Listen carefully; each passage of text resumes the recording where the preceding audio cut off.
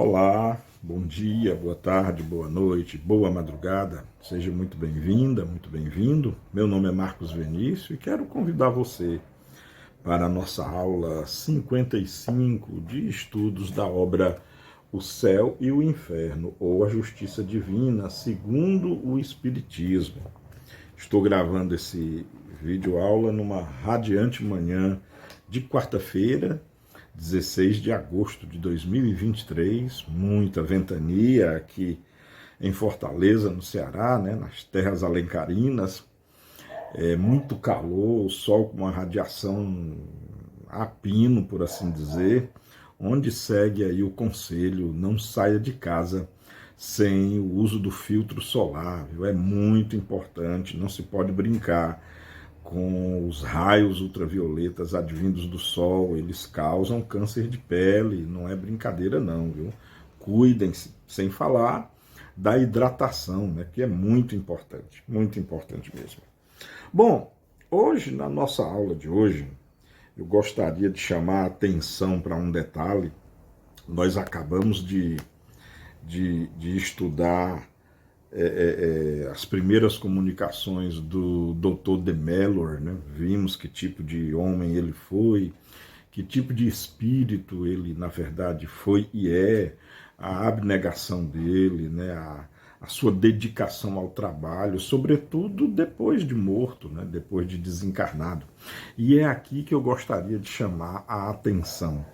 Porque, olha só, uma coisa que sempre me chamou a atenção, um detalhe que sempre fez parte assim dos meus pensamentos, com relação, versa com relação ao que se faz no mundo espiritual, né?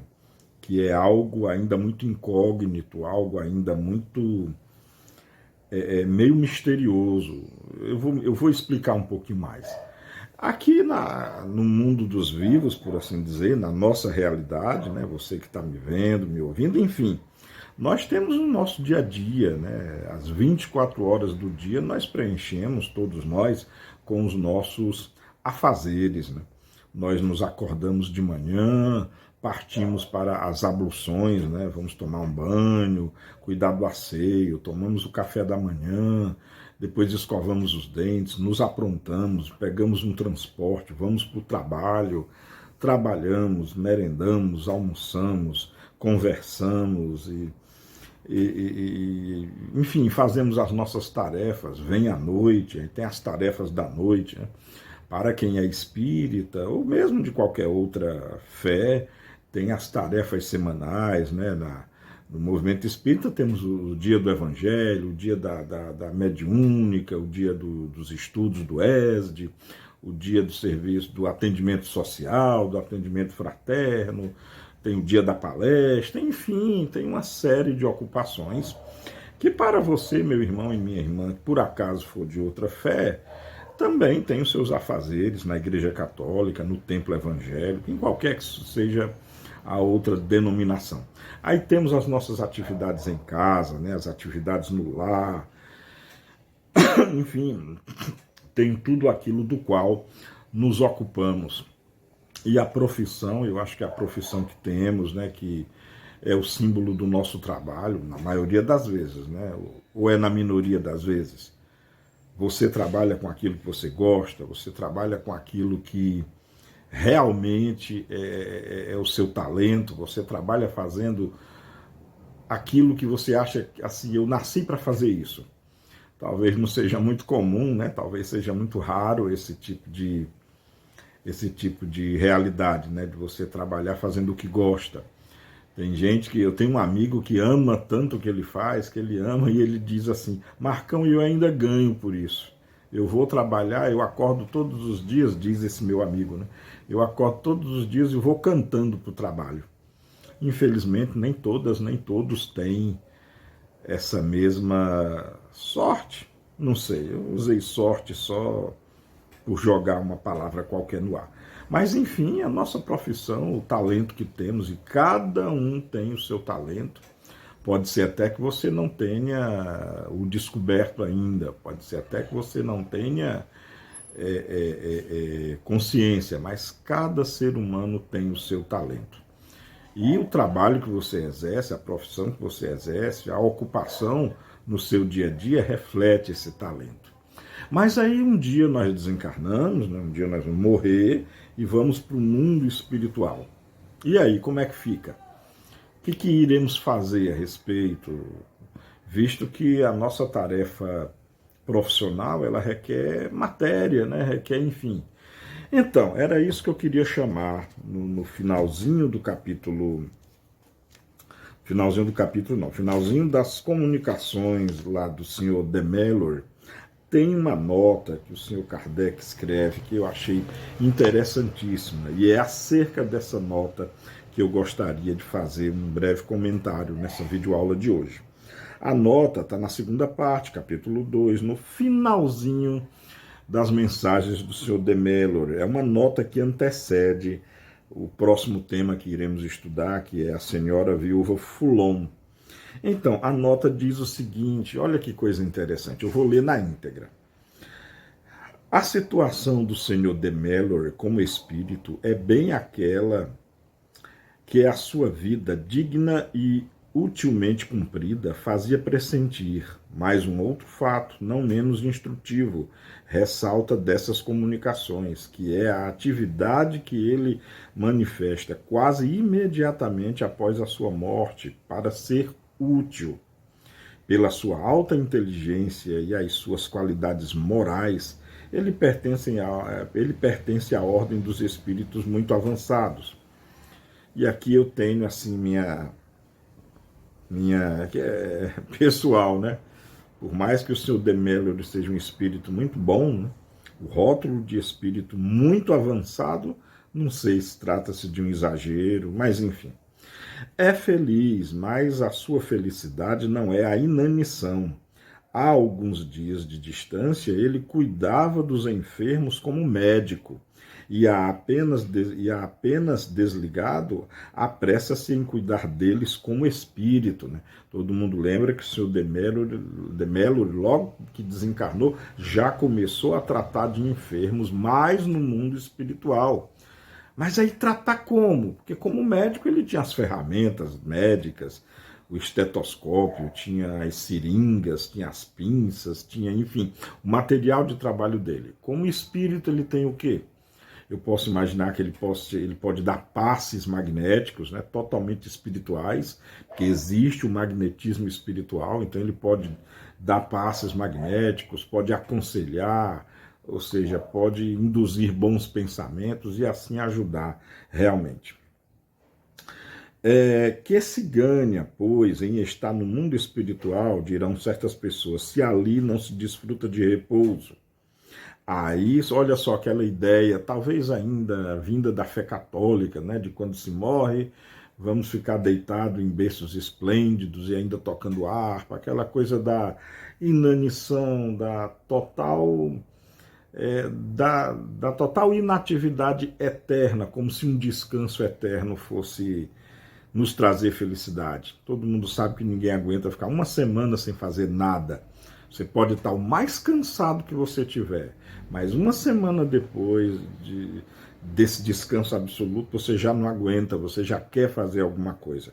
Imagina você ser condenado a passar uma eternidade sem fazer mais nada, né? Isso não faz nenhum sentido. A isso nós lhes perguntaremos primeiro se nada é não ter mais nem cuidados, nem as necessidades, nem as enfermidades da vida, de ser livre e poder, sem fadiga, percorrer o espaço com a rapidez do pensamento, e ir ver seus amigos a toda hora, a qualquer distância em que eles se encontrem. Então, olha só o detalhe do Kardec lembrando que no estado de espírito não temos mais as fadigas do corpo, pois se não temos mais um corpo físico, então não temos mais todas as vicissitudes que acarretam a existência do corpo físico, né? Cansaços, doenças, fadigas, envelhecimento, traumas físicos, traumatismo, enfim, todo a perda de forças, o processo do envelhecimento, nada disso mais nos acarreta. Depois acrescentaremos, Quando estiverdes no outro mundo, nada vos forçará a fazer o que quer que seja. Estareis perfeitamente livres para permanecerdes numa beata ociosidade, tanto tempo quanto quiserdes. Mas deixareis logo esse repouso egoísta, sereis os primeiros a pedir uma ocupação. E aqui lembrando que Kardec está nos lembrando de algumas coisas que podemos fazer como espírito. Mobilidade, podemos ir e vir agora a qualquer lugar da Terra, sem mais a necessidade de dependermos do transporte físico, né? Hoje, dependendo do lugar que se queira ir, você precisa dos próprios pés até um avião a jato para poder ir aonde você quer. Já na condição de espírito, olha só, você pode ir aonde quiser, visitar quem você quiser, a qualquer hora. A qualquer hora. Já pararam para pensar que magnífica essa propriedade do espírito? E aqui Kardec também lembra, você sim pode optar por não fazer nada, mas é uma opção que logo, logo incomoda. Como quando eu falei da uma semana de férias, né? Logo, logo incomoda, logo, logo você vai pedir, vai solicitar algo para fazer. Então, ele diz, o egoísta, sereis os primeiros a pedir uma ocupação. Então vos será respondido, se vos aborreceis por nada fazer, procurai vós mesmos fazer alguma coisa. Olha só, vem de nós, do conhecimento que adquirimos, das perspicácias, expertises e habilidades e capacidades que adquirimos espiritualmente e na matéria. Aliás, um dos objetivos de estar na matéria, agora, eu, você, todos vocês que estão me ouvindo por esse meio, um dos objetivos da encarnação, aprendermos, nos capacitarmos, aprendermos capacidades, habilidades que nos serão úteis com certeza no mundo espiritual. Avançar a inteligência nos estudos, na leitura, no convívio, na convivência, no falar, no ensinar, no aprender, no estudar, tudo isso que se aprende enquanto encarnado nos confere habilidades para quando estivermos no mundo espiritual. Não esqueçam disso. E Kardec encerra da seguinte forma: as ocasiões de ser útil não faltam mais no mundo dos espíritos do que entre os homens. É assim que a atividade espiritual não é um constrangimento, ela é uma necessidade, uma satisfação para os espíritos que procuram as ocupações em relação com os seus gostos e as suas aptidões e escolhem de preferência aquelas que podem ajudar o seu adiantamento. Está aqui jogado, né? Está aqui a verdade jogada. Quando ele diz, muito interessante aqui, ó, os espíritos que procuram as ocupações em relação aos seus gostos e às suas aptidões e escolhem de preferência aqueles que podem, aquelas aptidões, né, que podem ajudar o seu adiantamento. Como eu falei, aprendemos aqui na vida na Terra, na vida material e lá no mundo espiritual, vamos utilizar aquilo que aprendemos. O senhor de Mallory, né, o Dr. de Mallory, passou a cuidar os pacientes enfermos no mundo espiritual.